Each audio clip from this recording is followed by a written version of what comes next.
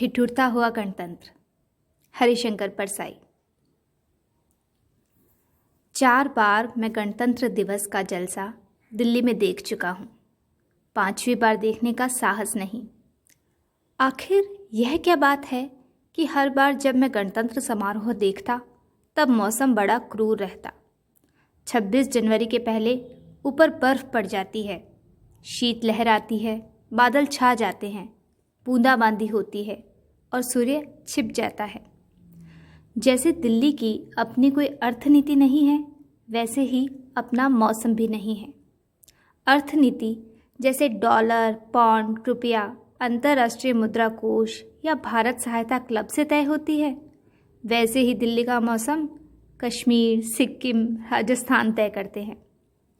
इतना बेवकूफ़ भी नहीं हूँ कि मान लूँ जिस साल मैं समारोह देखता हूँ उसी साल ऐसा मौसम रहता है। हर साल देखने वाले बताते हैं कि हर गणतंत्र दिवस पर मौसम ऐसा ही धूपहीन, ठिठुरन वाला होता है। आखिर बात क्या है, रहस्य क्या है? जब कांग्रेस टूटी नहीं थी तब मैंने एक कांग्रेस मंत्री से पूछा था कि यह क्या बात है कि हर गणतंत्र दिवस को सूर्य छिपा रहता है। सूर्य की किरणों के तले हम उत्सव क्यों नहीं मना सकते? उन्होंने कहा, जरा धीरज रखिए, हम कोशिश में हैं कि सूर्य बाहर आ जाए, पर इतने बड़े सूर्य को बाहर निकालना आसान नहीं है, वक्त लगेगा। हमें सत्ता के कम से कम 100 वर्ष तो दीजिए। दिए, सूर्य को बाहर निकालने के लिए 100 वर्ष दिए, मगर हर साल उसका छोटा मोटा कोना तो निकलना चाहिए। अब सूर्य कोई बच्चा तो है नहीं जो अंतरिक्ष की कोख में अटका है, जिसे आप ऑपरेशन करके एक दिन में निकाल लेंगे। इधर जब कांग्रेस के 2 हिस्से हो गए तब मैंने एक इंडिकेटी कांग्रेस से पूछा। उसने कहा, हम हर बार सूर्य को बादलों से बाहर निकालने की कोशिश करते हैं, पर हर बार सिंडिकेट वाले अड़ंगा डाल देते थे। अब हम वादा करते हैं कि अगले गणतंत्र दिवस पर सूर्य को निकाल कर बताएंगे। एक सिंडिकेटी पास खड़ा सुन रहा था। वह बोल पड़ा, यह लेडी प्रधानमंत्री कम्युनिस्टों के चक्कर में आ गई है, वही उसे उकसा रहे हैं कि सूर्य को निकालो। उन्हें उम्मीद है कि बादलों के पीछे से उनका प्यारा लाल सूरज निकलेगा। हम कहते हैं कि सूर्य को निकालने की क्या ज़रूरत है? क्या बादलों को हटाने से काम नहीं चल सकता? मैं संसोपाई भाई से पूछता हूँ। वह कहता है, सूर्य गैर कांग्रेसवाद पर अमल कर रहा है। उसने डॉक्टर लोहिया के कहने पर हमारा पार्टी फॉर्म लिया था। कांग्रेसी प्रधानमंत्री को सलामी लेते वह कैसे देख सकता है? किसी गैर कांग्रेसी को प्रधानमंत्री बना दो तो सूर्य क्या, उसके अच्छे भी निकल पड़ेंगे। जनसंघी भाई से भी पूछा। उसने कहा, सूर्य सेक्युलर होता तो इस सरकार की परेड में निकल आता। इस सरकार से आशा मत करो कि भगवान अंशुमाली को निकाल सकेगी, हमारे राज्य में ही सूर्य निकलेगा। साम्यवादी ने मुझसे साफ कहा, यह सब CIA का षड्यंत्र है। 7वें बेड़े से बादल दिल्ली भेजे जाते हैं। स्वतंत्र पार्टी के नेता ने कहा, रूस का पिछलग्गू बनने का और क्या नतीजा होगा? प्रसोपा भाई ने अनमने ढंग से कहा, सवाल पेचीदा है, नेशनल काउंसिल की अगली बैठक में इसका फैसला होगा, तब बताऊंगा। राजा जी से मैं मिल न सका। मिलता तो भी वह इसके सिवा क्या कहते कि इस राज में तारे निकलते हैं, यही गनीमत है। मैं इंतज़ार करूंगा जब भी सूर्य निकले। स्वतंत्रता दिवस भी तो भरी बरसात में होता है। ये अंग्रेज बहुत चालाक है, भरी बरसात में स्वतंत्र करके चले गए। उस कपटी प्रेमी की तरह भागे जो प्रेमिका का छाता भी ले जाता है। वह बेचारी भीगती हुई बस स्टैंड जाती है तो उससे प्रेमी की नहीं, छाता चोर की याद सताती है। स्वतंत्रता दिवस भीगता है और गणतंत्र दिवस ठिठुरता है। मैं ओवरकोट में हाथ डाले परेड देखता हूँ। प्रधानमंत्री किसी विदेशी मेहमान के साथ खुली गाड़ी में निकलती है। रेडियो टिप्पणीकार कहता है, घोर करतल ध्वनि हो रही है। मैं देख रहा हूँ, नहीं हो रही है। हम सब तो कोर्ट में हाथ डाले बैठे हैं, बाहर निकालने का जी ही नहीं हो रहा। हाथ अकड़ जाएंगे, लेकिन हम नहीं बजा रहे, फिर भी तालियां बज रही है। मैदान में जमीन पर बैठे वे लोग बजा रहे हैं जिनके पास हाथ गरमाने के लिए कोर्ट नहीं है। लगता है गणतंत्र ठिठुरते हुए हाथों की तालियों पर टिका है। गणतंत्र को उन्हीं हाथों की ताली मिलती है जिनके मालिक के पास हाथ छिपाने के लिए गर्म कपड़ा नहीं है। पर कुछ लोग कहते हैं गरीबी मिटनी चाहिए, तभी दूसरे कहते हैं ऐसा कहने वाले प्रजातंत्र के लिए खतरा पैदा कर रहे हैं। गणतंत्र समारोह में हर राज्य की झांकी निकलती है। ये अपने राज्य का सही प्रतिनिधित्व नहीं करती। सत्यमेव जयते हमारा मोटो है, मगर झांकियाँ झूठ बोलती है। इनमें विकास कार्य, जनजीवन, इतिहास आदि रहते हैं। असल में हर राज्य को उस विशिष्ट बात को यहाँ प्रदर्शित करना चाहिए जिसके कारण पिछले साल वह राज्य मशहूर हुआ। गुजरात की झांकी में इस साल दंगे का दृश्य होना चाहिए। जलता हुआ घर और आग में झोंके जाते बच्चे। पिछले साल मैंने उम्मीद की थी कि आंध्र की झांकी में हरिजन जलते हुए दिखाई जाएंगे, मगर ऐसा नहीं दिखा।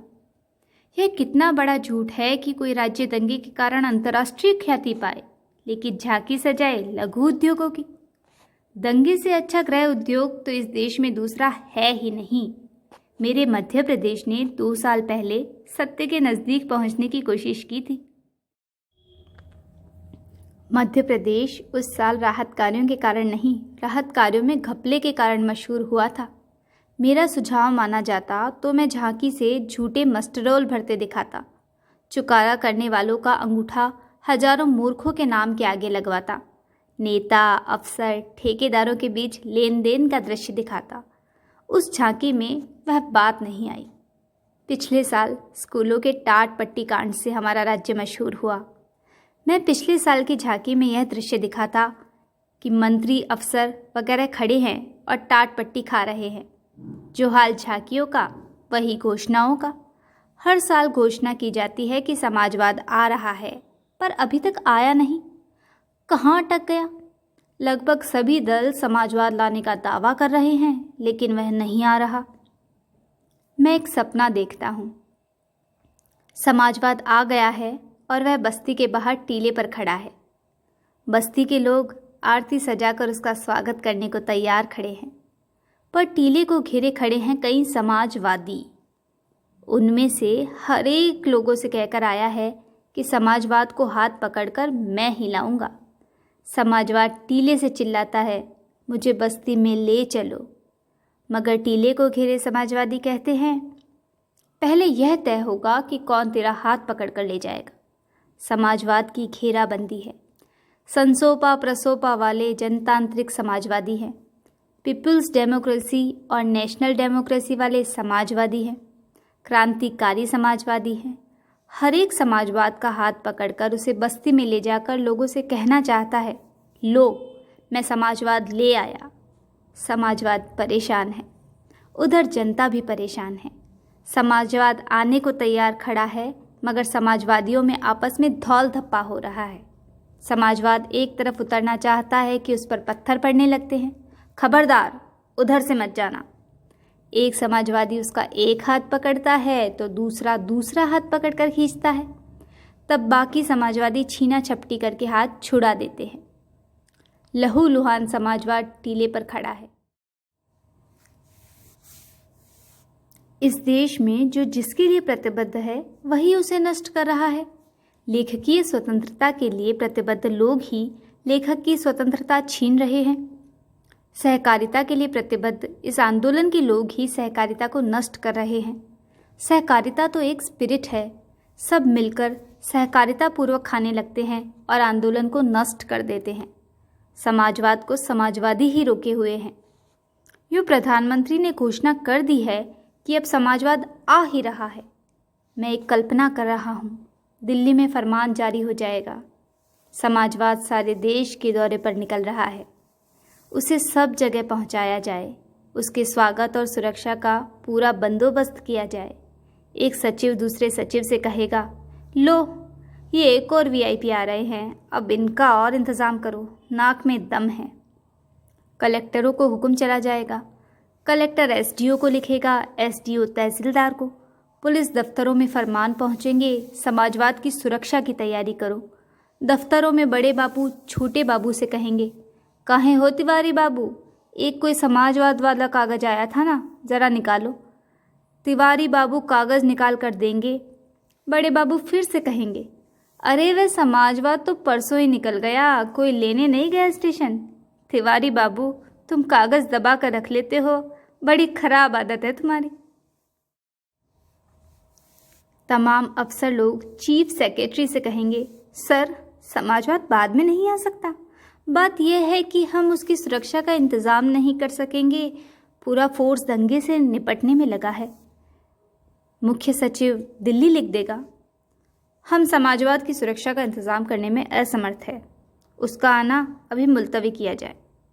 जिस शासन व्यवस्था में समाजवाद के आगमन के कागज़ दब जाएं और जो उसकी सुरक्षा की व्यवस्था न करे, उसके भरोसे समाजवाद लाना है तो ले आओ, मुझे खास ऐतराज़ भी नहीं है। जनता के द्वारा न आकर अगर समाजवाद दफ्तरों के द्वारा आ गया तो एक ऐतिहासिक घटना हो जाएगी।